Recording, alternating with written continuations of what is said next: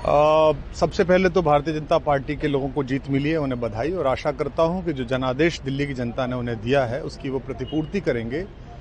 और वे सब आम आदमी पार्टी के लाखों करोड़ों कार्यकर्ता जो अन्ना आंदोलन से आए, जिनके बहुत ही निश्चल, निष्पाप और बड़े भारत की राजनीति को बदलने के सपने की हत्या एक निर्लज्ज, नीच, मित्रहंता, आत्ममुग्ध और चरित्रहीन व्यक्ति ने की, उसके प्रति तो क्या संवेदना। दिल्ली को उससे मुक्ति मिली। और मैं ये जानता हूं कि अब जो आम आदमी पार्टी में लोग बच गए थे सत्ता के लोभ में, लालच में, पदों के लिए, उस पैसे के चक्कर में, वे सब भी अब वापस जाएंगे, लौटेंगे, कुछ अपने व्यवसायों में लौटेंगे, कुछ पार्टियों में चले जाएंगे।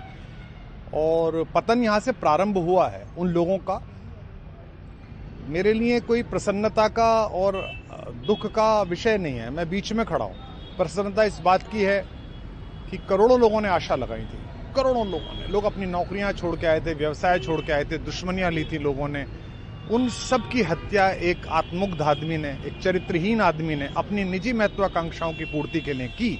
उसको दंड मिला, ईश्वरीय विधान से दंड मिला। प्रसन्नता इस बात की भी है कि न्याय हुआ। आज जब, कहना नहीं चाहिए, लेकिन आज टीवी पर जब जंगपुरा का निर्णय आया और सामने दिखाई दिया कि मनीष हार गया, तो सदा तटस्थ रहने वाली और राजनीति से विरत रहने वाली मेरी पत्नी जो है, उसकी आंख में आंसू आ गए, वो रोने लगी। क्योंकि उसी से उसने ये कहा था कि अभी तो है ताकत, और उसने कहा था भैया ताकत सदा तो नहीं रहती। तो ये अहंकार आशा करता हूं अगले लोग नहीं करेंगे, जो बाकी दल है वो नहीं करेंगे, इससे सबक लेंगे। और दिल्ली के नागरिकों को मैं अच्छे शासन के लिए बधाई देता हूं। अब भारतीय जनता पार्टी अपने नेतृत्व में सरकार बनाकर दिल्ली के जो दुख थे पिछले 10 वर्ष के, उन्हें दूर करे। और आम आदमी पार्टी के समस्त कार्यकर्ताओं को कहता हूं कि आपने जिस किसी भी लोभ लालच में, सब कुछ जानते हुए एक ऐसे व्यक्ति के समर्थन में काम किया जिसने अपने मित्रों की पीठ में झुरा घोंपा, गुरु को धोखा दिया, अपने साथ कंधे से कंधा मिला के लड़ने वाली महिलाओं को अपने घर लाके पिटवाया, अपनी निजी सुख और साधन के लिए जनता का पैसा खर्च किया, अब उससे आशा लगानी छोड़ें। अब बाहर निकलें, अपना अपना जीवन देखें। मुझे राघवेंद्र सरकार राम की कृपा मिली, जिनका ये घर है, जिनकी कृपा से मैं यहाँ खड़ा हूँ। मुझ पर कृष्ण कृपा हुई कि मैं इस निर्लज्ज सर्कस से बाहर आ सका।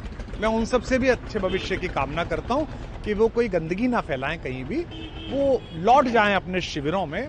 जिस तरह माधव को, कृष्ण को दूत देखकर भी भरी सभा में अट्टहास करने वाला दुर्योधन जो ये कहता था सुचिग्रम नैव दास्यामि बिना युद्धे न केशवः, बिना युद्ध के 5 गांव भी नहीं दूंगा, आज वो अपनी सीटों के लिए तरस रहा है। और मुझे पता है कि इस दुर्योधन का अंत भी टूटी हुई जंघा के साथ बड़ा ही दारुण होगा। और भारतीय राजनीति एक कलंकित अध्याय के रूप में इस बौने दुर्योधन को और इसके दरबार के तमाम शकुनियों को याद करेगी। मैं उनकी मुक्ति की कामना करता हूं कि ईश्वर उन्हें इस दुख से बाहर निकाले। और समस्त लोगों को बधाई देता हूं कि चलिए अंततः न्याय हुआ। सर, बात करें दिल्ली के चुनाव या यूपी के उपचुनाव मिर्जापुर को लेकर, चुनाव आयोग पर तमाम तरह के आरोप लगाए जा रहे हैं। अखिलेश यादव ने कल कहा कि वहाँ उपचुनाव में मिलकर, ये राजनीतिक विषय है, इस पर मैं राजनीतिक कार्यकर्ता नहीं हूँ, तो इस पर मेरी टिप्पणी शोभनीय नहीं है। वो आपस में सब जाने। लेकिन दिल्ली के चुनावों को लेकर एक मिश्रित प्रतिक्रिया है। दुख है कि अन्ना आंदोलन से एक ऊर्जा जो पैदा हुई थी, जिससे देश में एक सकारात्मक बदलाव हो सकता था, एक वैकल्पिक राजनीति हो सकती थी, उसकी हत्या एक अहंकारी आदमी ने, एक आत्ममुग्ध और असुरक्षित आदमी ने कर दी।